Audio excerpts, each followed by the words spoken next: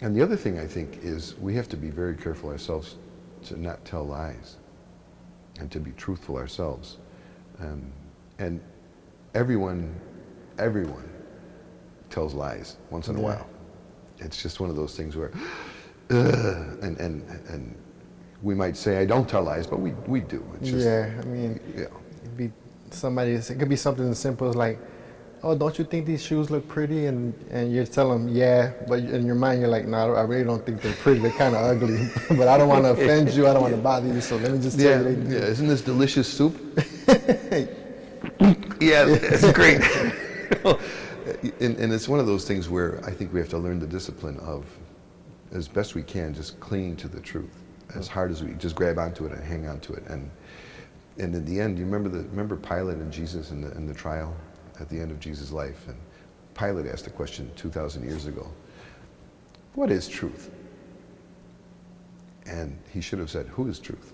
And Jesus would have said, it's me, it's me. And maybe Pilate wouldn't have killed him. Yeah. Who knows?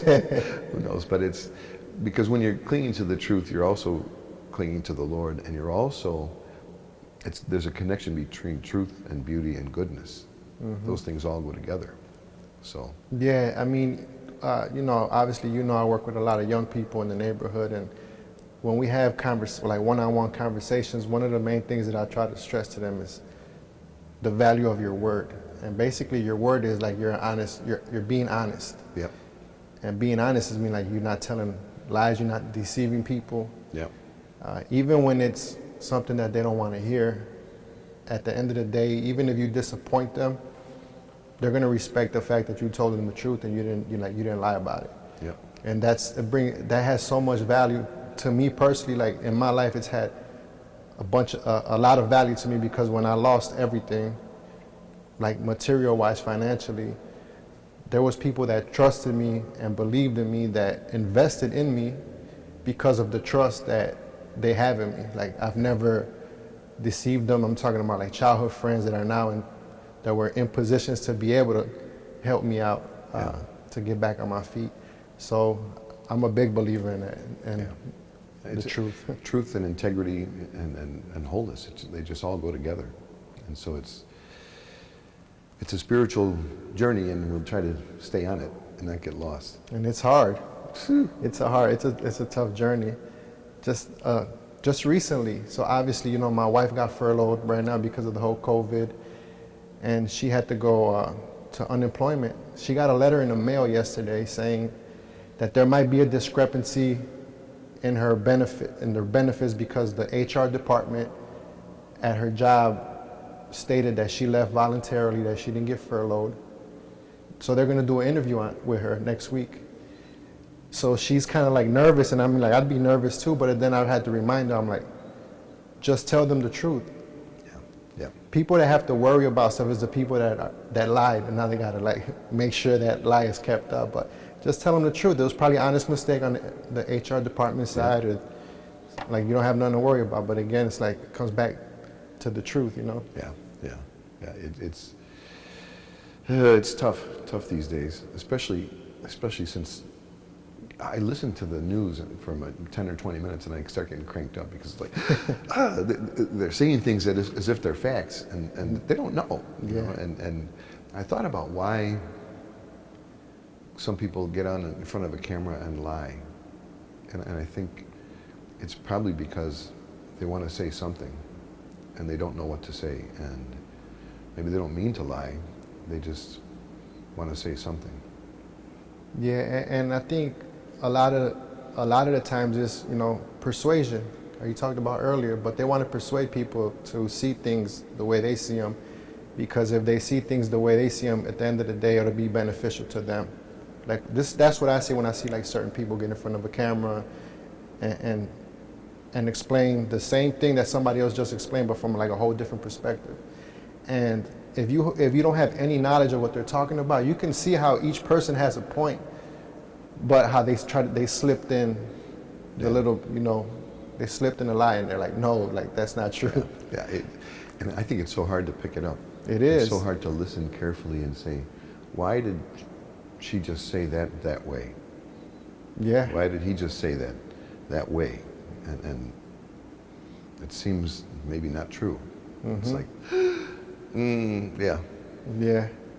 yeah, And I think what's going on a lot right now too is that somebody, say you have a friend, right, that expressed to you before, say even obviously like the president right now is such a big topic in our life right now because he's in your face everywhere on TV, on your phone. Yeah. You turn the radio and they're probably talking about him.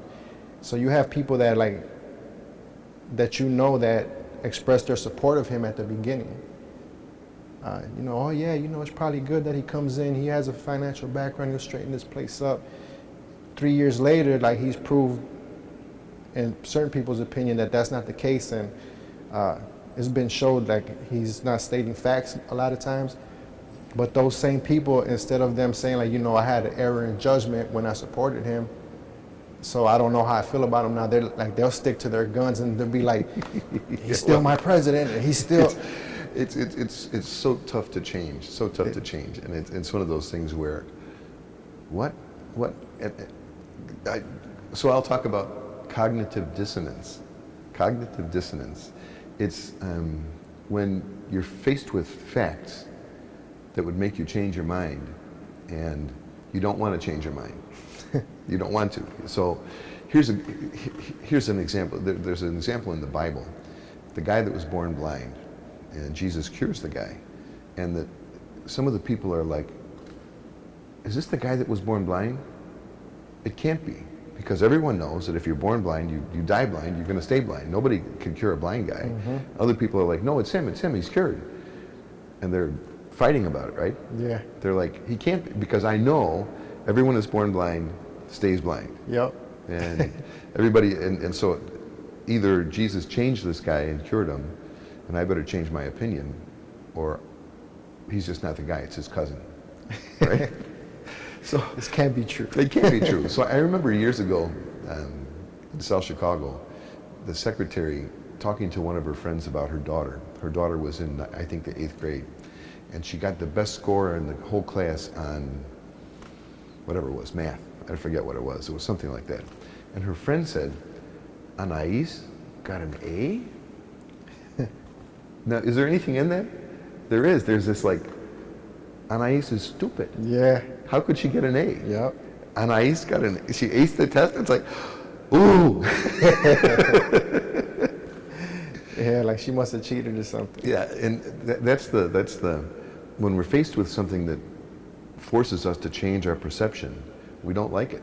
Yeah. So we get this cognitive dissonance, and then we have to resolve it. We have to straighten it out and get ourselves back in balance. And the way you do it is by saying, oh, maybe Anais cheated. Yeah.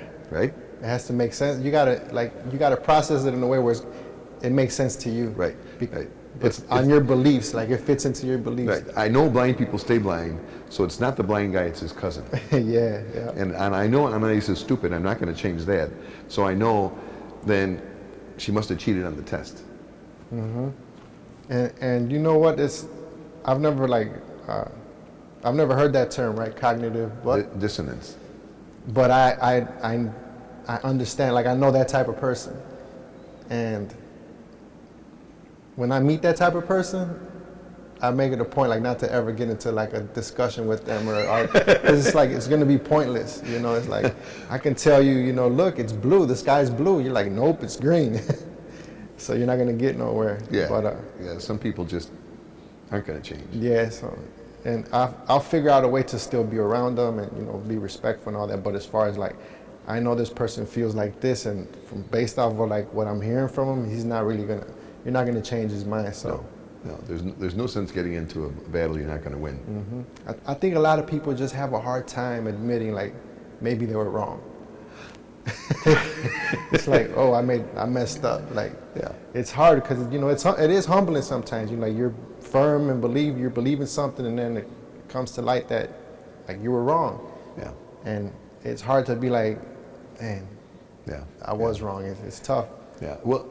And underneath it all, that's really the process of conversion, right? Somebody has one set of thoughts in their head, and they have to let go of it. It just has to go. And think about the prodigal son, right? He's off wasting money, and one day he's out there trying to feed pigs, and he has this moment of, what the hell am I doing here? Why don't I go back to the family? And it wasn't so bad, and it's changed. Mm-hmm.